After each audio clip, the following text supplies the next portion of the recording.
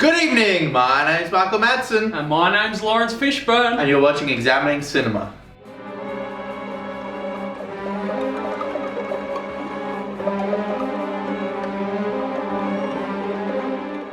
So we're reviewing Hobbs and Shaw, the 9th film in the Fast and the Furious franchise. I think that the movie is the best so far in this 9-film franchise. What? Hobbs and Shaw? Have you not seen the trailers for this? Is it? It's like a Fast and Furious spin-off with like The Rock and Jason Statham. Yeah, like the 9th film in the Fast and Furious franchise. Is it called Hobbs and Shaw? Yeah, Why is it called Hobbs and Shaw? Is it like a ye olde Sherlock Holmesian style movie? They were just like, these are the characters in the movie, we'll call the movie Hobbs and Shaw. Yeah. That's fucking weird. I mean, it's really it is what it is. Myself, my name is There's 2 of them and $2 billion worth of us. If the 3 of us don't work together, billions of people will die. Well, I mean, The Rock is an absolutely superb actor. Yeah. I particularly liked him in that Big Building movie, where he's like a security expert. The one where they like handicap him with like a prosthetic leg. He's like, he's the everyman. It's like, no, he's not. He's a fucking beast. He's The Rock. You haven't watched that movie? No. No, okay. Of course not. Presumably it's schlock. Oh, yeah. I mean, no, it is schlock. Yeah. And speaking of schlock, what we're actually reviewing is Death Proof. The perfect mix of fucking 70s grindhouse exploitation, B-schlock, and Tarantino. It's kind of like a slasher film as well. Yeah, it's got that element of it, him stalking the women and murdering them. Yeah.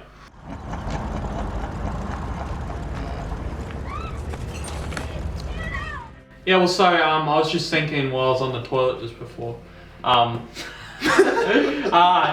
it's 2 movies, it's 2 separate movies. Yeah, it's a slasher movie. It's a character piece that sets up for a slasher ending. Yeah. In the first half. Yeah. And then the second half, it is just a completely different movie. Yeah, so it has two act structures. Instead of being a 3-act structure, it sets up the first girls and then has a climax, then it sets up the second girls and then has a second climax. It's a weird structure. And it's only loosely joined by the main villain. Yeah, just Kurt Russell basically. Yeah. The rest of it, yeah, it could easily be 2 different movies. I mean, I guess you do the setup for him in the first act, I guess, but which is basically just like he's evil. Yeah, there's no character motivations, which it doesn't matter. Yeah, the way that they execute him is just like he's evil antagonist number 7. And it's definitely, those would normally be really bad criticisms, I guess. Yeah, but it's weird because it's trying to be a bad B movie, and that is what the villain in a bad B movie would be. It's what I've always said is you don't always have to stick to a traditional film structure. You do not have to do that. But it's always recommended if you don't really know what you're doing. Yeah. Pulp Fiction's a good example of just not doing a 3-act structure at all. If you look at how Pulp Fiction is laid out, it's like 3 stories that have beginning. It's like 3-act structures that are then intercut within each other and non-linear. It's just like the biggest amalgamation of choppy, changey storytelling. But I mean, it works because this guy has some talent. It's Tarantino, right? Yeah. If someone else tried to do it, George Lucas or something, it's like and you can stick see to the basics, and you Georgie. He couldn't even get that fucking right. Well, he did stick to the basics with the prequels. They were just 3-act structures. Yeah, that's true. And it just like failed in basic filmmaking elements. You can see obviously in Tarantino's other movies that he understands the traditional structure of a movie. Oh yeah. Like Inglourious Bastards or Django. Django Unchained is That's your traditional movie, and so he obviously understands the fundamentals. Yeah, he knows film in and out, every film ever made, all these obscure titles that no one's ever heard and no one knows about. So he knows this shit. So I'm like, I've watched this movie. I think this is the 3rd time I've watched this movie. Watching it today, we know what happens in bit. We did skip a few bits because, we know what's going on. Skip through something like the exposition moments. I think the first watch is the best watch though, because you don't expect what's going to happen. You don't expect a movie to spend an hour setting up characters and then to just kill them.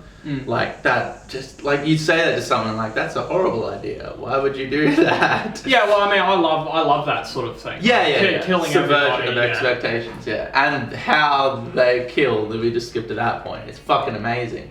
They show the impact 5 times or 4 times. They show each girl dying. Firstly, right? Most people would probably be bored shitless of the first part of the first act of the movie. The first like 40 to 50 minutes is basically just dialogue between characters in this bar.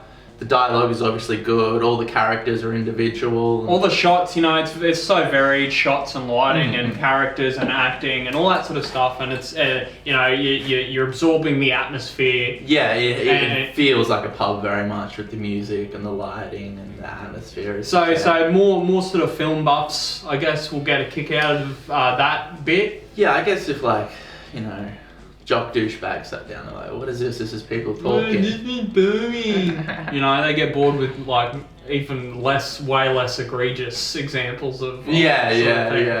But but you know, we skipped a lot of that. Again, we know what happens. Yeah, I watched this movie last night as well, and I've seen it a lot. I don't know how many times. So you know, it's great. It's a really great example. Again, that whole pub scene is a great example of blocking shots, lighting.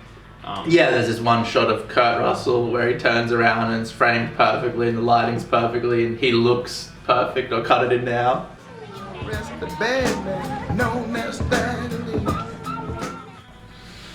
So they do a lot of the cool guy turning across like his shoulder or whatever. It's a weird mix because there's a lot of like purposeful editing errors and it's like a good director trying to make a bad film in a lot of ways. And I think when it came out, a lot of people just didn't get it. They were just like, this is bad. Why are you making a bad movie? I don't get it. Which is fair enough. Yeah, that's fair enough. Yeah, especially off the back of the other stuff. It's so much more of an obscure movie out of his catalogue. Probably one of the most. No, you're gonna leave, but I'll see you tomorrow. Yeah, fuck me. I mean, he's cute and all, but Jesse Letterman's gonna be all over her. Jesse Letterman, remember, no hooking up tonight. It's got all the flicks from the film grain and stuff and the bad editing. And I said to you that, you know, anybody, you can totally screw that up. You can screw that up really badly, you know. Overdo it, take it too far. But even if you could argue that the character driven, that the first act of the first part of the 2 acts, even if you could argue that they were poorly executed, which they weren't, you know, the payoff is just monumental. Well, so we get it's not Cameron Diaz. I'm thinking Charlie's Angels, right? And you've got the blonde chick. You've got Cameron Diaz, and you've got Lucy Liu, and you've got the other one, and she's the other one. Yeah. I'll put her name up here. Ding. Ding. Just said Morgan Freeman. I didn't research that. So you know, it's slowly building. You're sitting through all this dialogue and all these character moments, but you're like, when is this happening? We know what's happening. We know what's going to happen. He can't not do violence. I remember the Red Letter Media guys saying once, like, if he wanted to be a serious director and do, like, serious drama, he could. But he always has to go to that gratuitous fucking schlocky violence. Slipping in there, you know? Yeah. And then, Kurt Russell, he turns and he looks at the camera.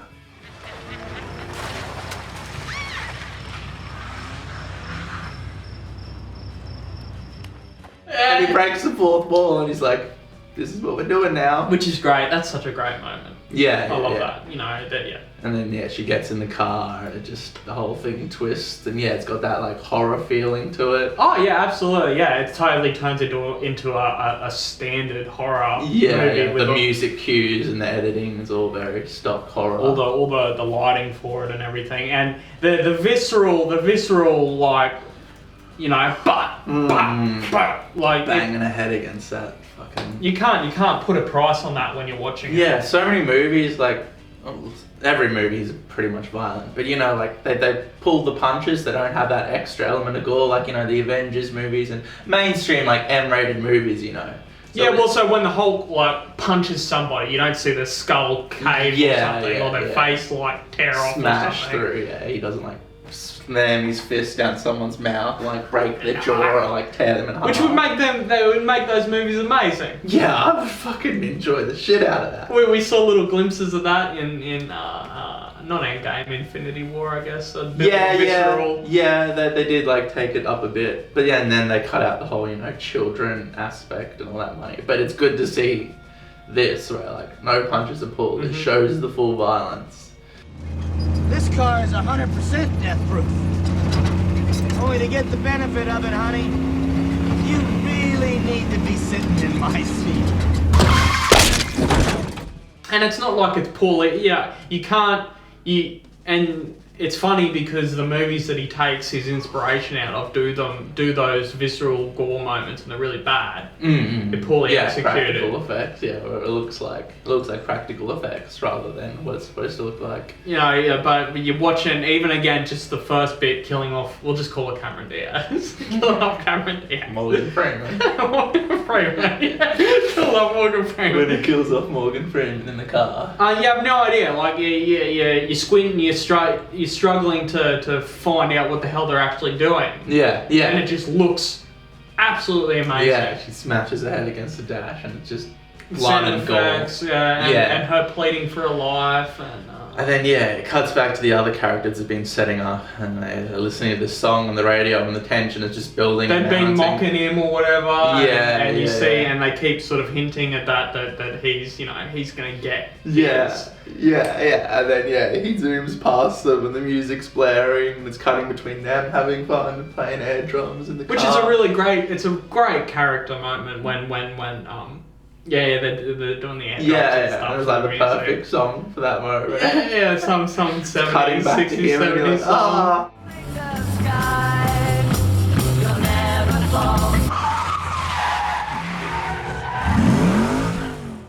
And then the execution of that first big car crash is just like perfect. So you'd think so. Yeah, he zooms past him and he does the handbrake turn, turns the lights off, and he starts driving. And we start intercutting quicker and quicker between the two. Tension mounts. And you think, and so then when they collide, right? You think there's going to be a car crash. But you end up with all these different reoccurring shots of different aspects of the car crash. Pull the light because he pulls the lights on just to the last moment, just so they can see him and freak out for a second before they die. And you get it shows that 4 times from 4 different perspectives, and each gets gorier and gorier. You get a montage of their reactions just as it happens. The same moment played again and again. The first girl just flies out. The second girl just kind of standard thing.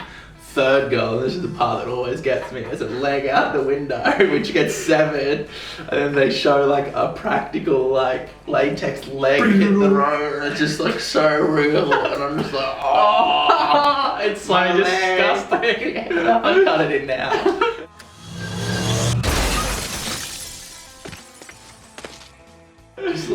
It looks exactly how I would imagine a leg hitting the road at that speed. It's and then the main chick who they've been setting up with the lap dance and all that just gets her face. the wheel makes as it's coming over and crashes like through the hood of the car. The wheel makes contact with her face and like shreds her face. It's so stupid. It's so great. But so amazing. It's just.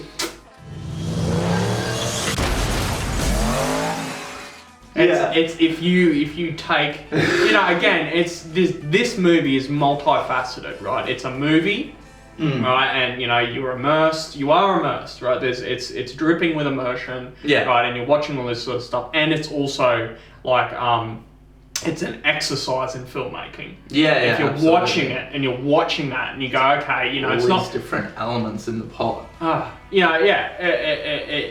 do you what can you do with a car crash? What can you do with practical effects? Right? Can it look real? How far can you push? And we should talk about the actual cars hitting each other too. It's real cars hitting each other, and it looks great. It's all totally seamless. Maybe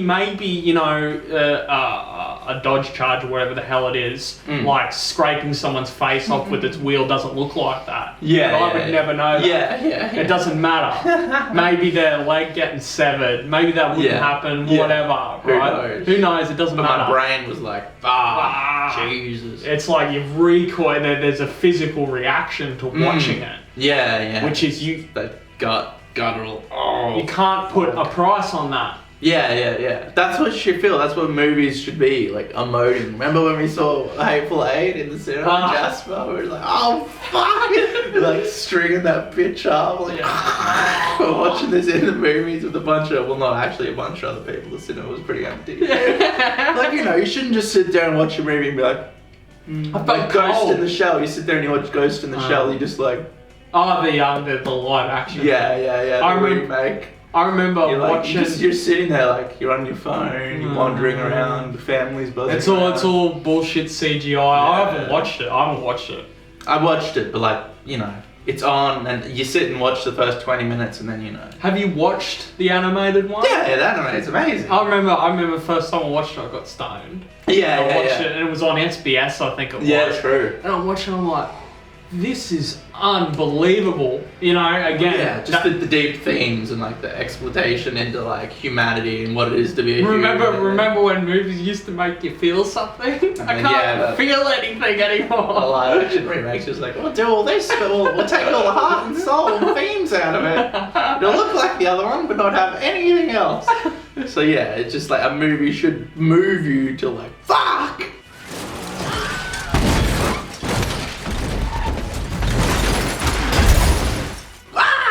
It's like even there's a whole bunch of like cringy interactions with the creepy weird Kurt Russell dude on the veranda, I guess, or the porch of the it's setting him up to be like the ultimate sleaze. And you feel it. You feel how sleazy that conversation is, and you're like, it's just socially awkward and creepy, and they're like, oh. And it's great. It's great. You got the shot of him eating the nachos, and he's just like slovenly and disgusting, and it's like an extreme close up of his mouth. It's beautiful. It's beautiful. Yeah. The lighting really. Yeah. He's just like, this guy's a pig. He's evil. He's a monster. I'm gonna go over the top and just show that a million times. There's no like character depth or anything. He's just evil antagonist man who's nothing but evil. But again, without him saying a whole lot, right? You even not having the backstory and everything, you know what the character is. Yeah. And it's Kurt Russell, which goes a long way. Oh yeah. If it was random actor number 7 who you didn't know, you'd be like, nah. Yeah. But it's Kurt Russell. It's funny, Kurt Russell. Watching him, he's in his element. With a character director. Yeah, as we said, like, go back to Kurt Russell's career, like he was that B-movie guy, Escape from New York and LA and all those movies. He was that guy, and now he's in a new movie trying to capture that kind of style and essence. And Quentin Tarantino knows exactly what to do with him. Knows exactly what to do. Here you go. This is what you do. Right? Yeah. It's perfect. Yeah. You're gonna have to start getting scared immediately.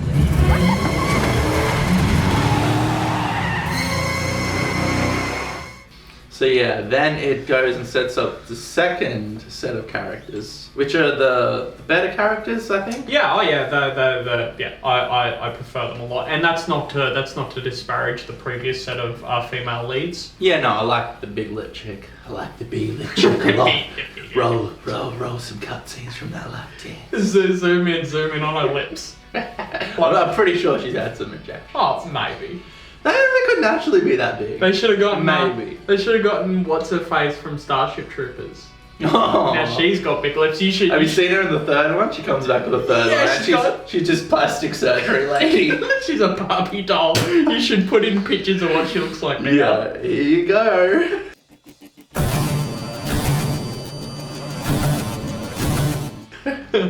So Zoe Bell, who plays Zoe in the movie, her story is she was a stuntwoman in New Zealand for, do you remember that Xena movie? That Xena television show?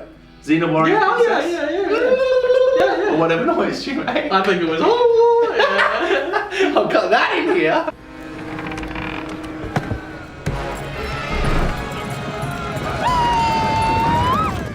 Which that was a great TV show. I mean, I watched it when I was a kid and I loved it. Same with the Hercules thing. I think I'd like to go back and maybe watch I a couple did in episodes. high school, which was fucking 10 years ago because I'm an old man, and it was like, Oh yeah. But if I went back again now, I'm completely different. You might person. appreciate it. Yeah. So yeah, she was a stunt woman for that, which was shot in New Zealand, which I never knew. Oh, that's all. Yeah, and then she was Uma Thurman's double on Kill Bill for all the bride stuff and all the sword stuff and the wire work. And Tarantino was like, I'm gonna put you in my next movie playing yourself. Your name's Zoe and you're a stunt woman and you're gonna be playing a stunt woman named Zoe. So it's really like meta. Oh yeah, it's super meta. Which is great. Yeah. And yeah, she's got a New Zealand accent. She's from New Zealand. She's just herself. Yeah. If you see interviews of her, that's her. What do you mean by that, mate? Zoe's from New Zealand, and you never, I repeat, never call a Kiwi an Aussie. That is, unless you want your ass kicked. Yeah. But you know, it's totally genuine. Yeah, The character, she comes off as. She might as well be a person. AAA like actress. Yeah.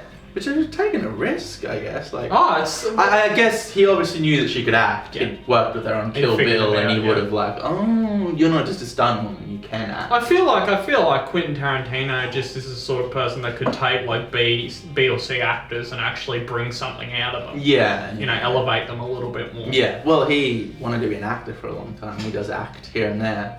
So he's very much like an actor's director. Well, he knows how to act. For sure he does. Yeah. Absolutely he does. Yeah, it's not like George Lucas where like he gives the actors no feedback. Faster, more intense. That's the only feedback he gave like all of the cast. Cutting the scene, given what's his face, Anakin, and you know, I thought that you'd approach the window and you'd just sort of turn. Yeah, maybe something like that. And action!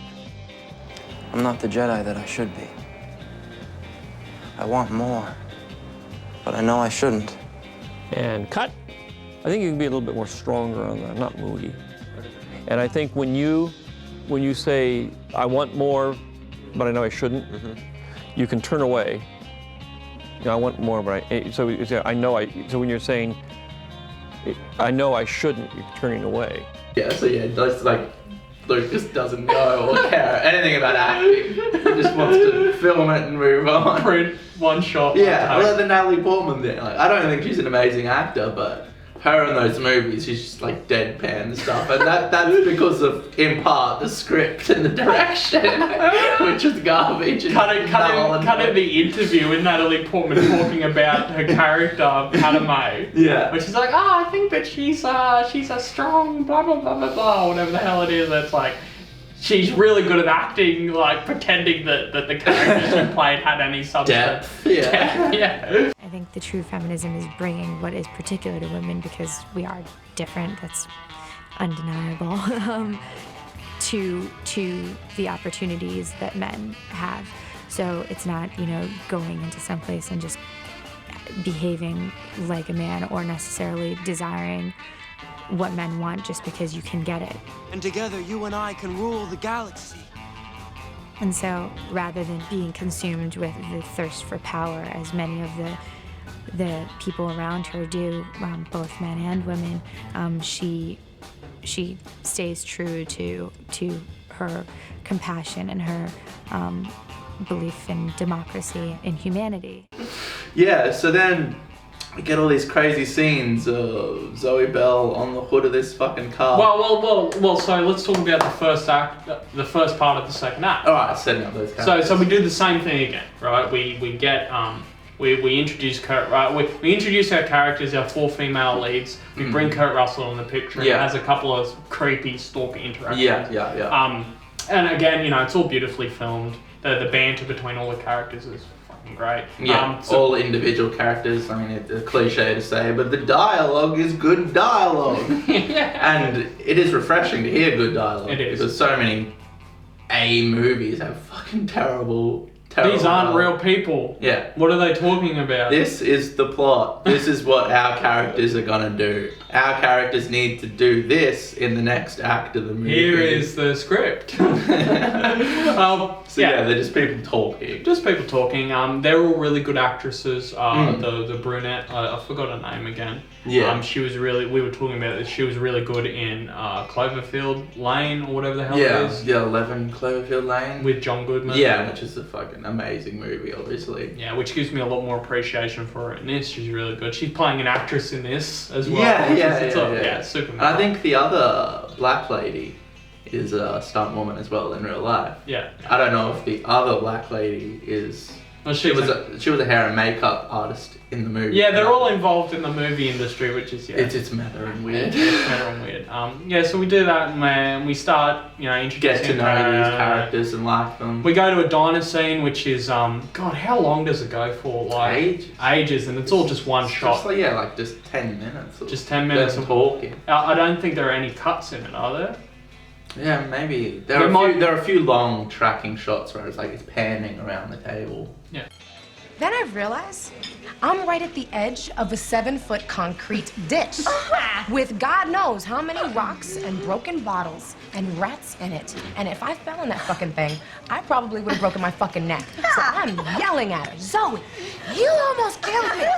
You can't put the price on long tracking shots of, and having actors or actresses having a conversation. Well, it's one thing to, read a line, get it, and then line, and then you cut to another angle, but it's like There Will Be Blood, there's like 2-minute long sequences of them acting. Yeah. No cuts, it's like a play, Yeah, it's like a play, that's exactly right. And you can stand there and you can do like 2 minutes of fucking acting. And not only is it obviously super impressive, but it's such any long smooth shots, right? Particularly with actors and actresses acting is really it's really soothing. It's a really soothing experience when you're watching it. Yeah, because I guess we see the world in one cut. Yeah. It doesn't just like cut to a close-up. I don't know about you, it cuts for me sometimes. You drive in your car, it just cuts to an exterior shot. Oh fuck! Yeah, so I guess it feels more natural because it's more akin to how we view stuff. Yeah. That's why widescreen became a thing. Remember, television used to be a square? People were finally like, oh, we don't see squares, we see rectangles. What if we make it widescreen?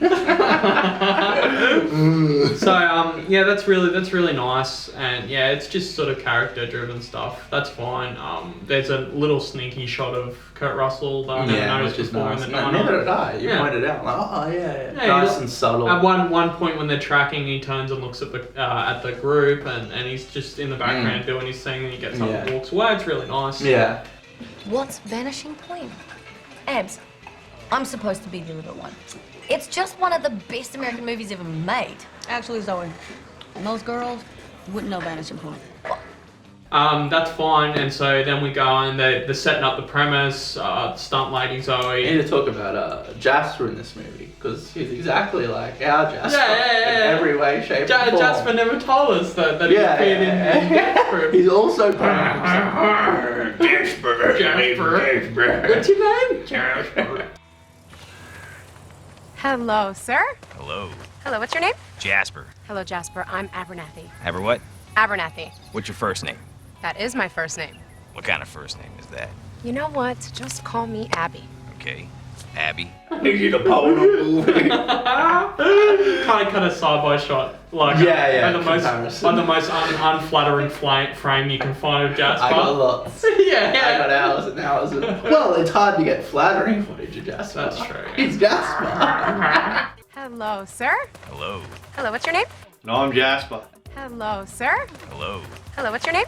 No, I'm Jasper. Jasper.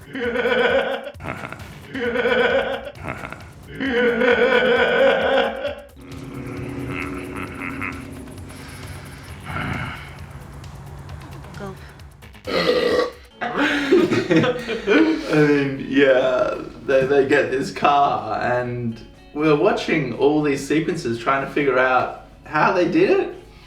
And the first initial shots where Zoe gets on the car, what's it called? Ship's mast. Yeah. Which is like a thing, apparently. So it's a stunt thing where they're on the hood of the car. Yeah. And she climbs through the fucking window and she gets on the roof of this fucking car, going fast. It's not going slow. No. And yeah. I know definitely just through watching it, the initial time that she gets on, which I play a part of now.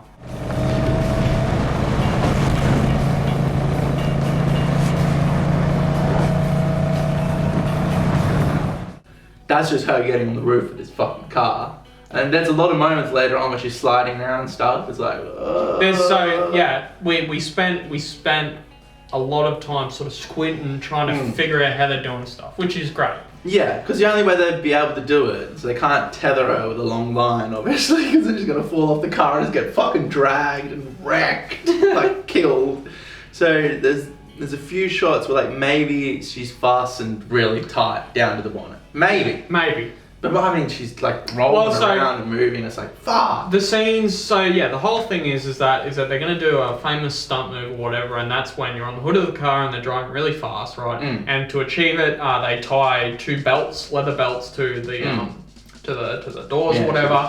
So I'm pretty sure that the bits with the leather belts, that's real. Yeah. Almost 100% that's real. It right? looks really real. And they're doing a stunt thing, and we're just watching it. It would not work if her character wasn't a stunt woman in the movie. Yeah. If she was just a character and she's like, I want to do this, you're like, why? That doesn't make any sense. Well, but then just the fact that she's a stunt woman in the movie is like, okay, I believe this now. This makes sense. Well, it sets it up really well because you don't have to deal with any bullcrap in trying to film something like this with just normal actors or actresses. Yeah, well, that's another interesting You'd never be able to do something like this. If she was played by Angelina Jolie, and then you'd have to cut the stunt woman in. There'd be all the shots would be there'd be wide shots, right, with a stunt actress there, and then there'd be close-ups of her face going, ooh, like that. Old Doctor Who's the best for that, because Tom Baker had this big hair, so whenever it cut to the stunt man, it was just like a really bad wig. It was just so amazing. It's like Tom Baker, then all of a sudden it's a guy with a terrible wig that doesn't look like hair, doing the action part, and you're like, yes!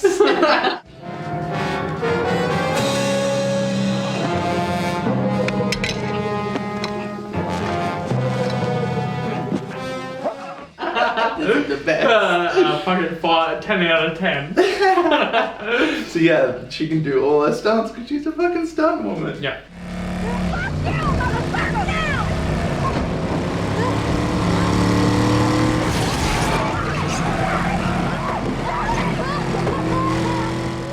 No matter what is real, if it's all real or if some of it what she was fastened, it's still like fucking crazy, man. Well, again, it's like the violence. It's super visceral. You're cringing watching these people. And the way it's filmed, like right up in her face, and you hear the car, and you're in the car. It's atmospheric. It's very traditional. It's a very traditional car chase scene. Yeah, well, at the end, it goes from like the slasher horror movie to just like a 70s car movie.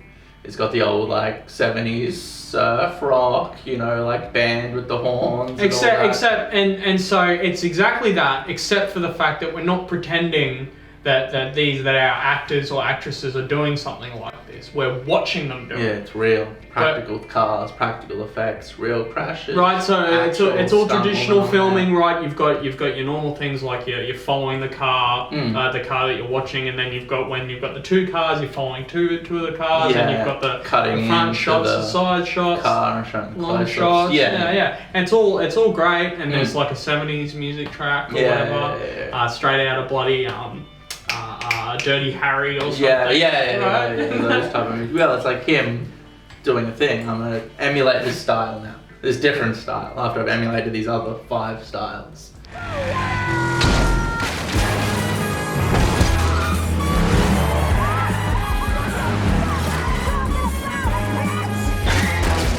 And yeah, it's so unbelievably impressive. Yeah, it's really cool. And then basically they finally smash Kurt Russell's car. They get him out. They start punching him in the head. Which is great. It's an example of like there's got to be like 10 different types of film shots in there, right? Lots of little different editing things. The whole movie is really it's really flavorful. It's really colourful in its editing and camera shots. A big melting pot of all these different things: grindhouse and horror and a 70s car chase movie and music, and you got Tarantino elements in there, but then it's set in the modern day, so it's like a new flair.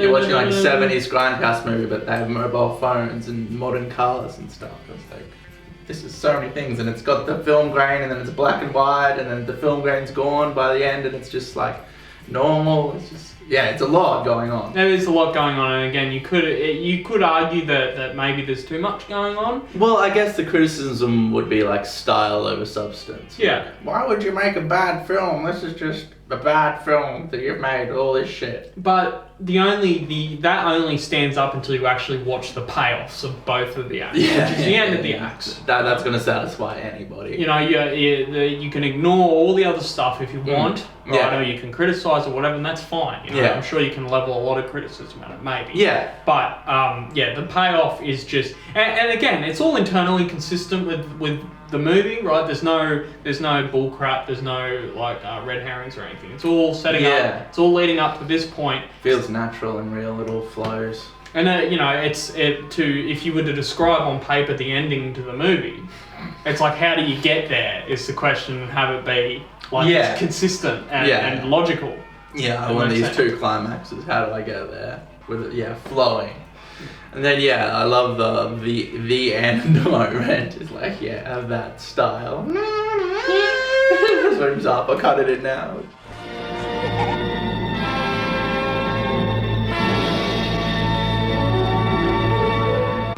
It's brilliant. Goes back to the schlock again. They stomp Kurt Russell's head, and that's the end. I'll cut that in now. Yeah. So what is it? It's what's her face out of one Bones, I think it is, the TV show, and it shows like a front shot as she lifts the leg up, and then it cuts to the wide shot. Yeah. It's like a dummy, obviously, and just smashes his head in. Once again, not pulling the punches with the violence. I'm gonna show this guy's head getting fucking stomped. It's if you actually the punching scenes were really, really super well done. They got like the over the top Indiana Jones like and it would like freeze as like blood spray coming out of his mouth. Slow down. Shit.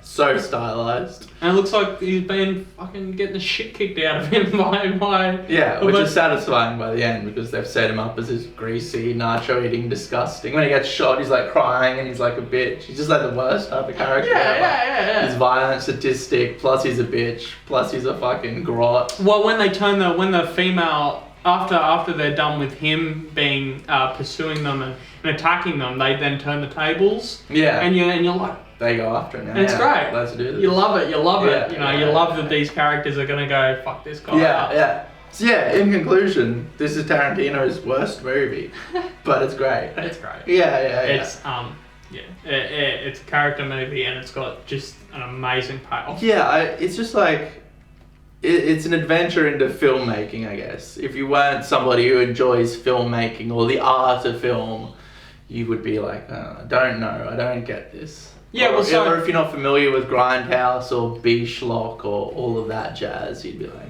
Even, and again, if you're not into filmmaking, you might not even appreciate the final sequence, because it just, parts of it looks like a traditional thing, Have you seen that Mandy movie with Nicolas Cage? No. Oh man, it's so like surrealistic and warped. It's kind of like a David Lynch movie, I guess, with like an 80s like slasher film cut into it. And one of my friends watched it. He's like, "Oh, the shots are so long, and they need to cut, and they need to get to the thing." It's like, some people don't understand the art of like filmmaking. No.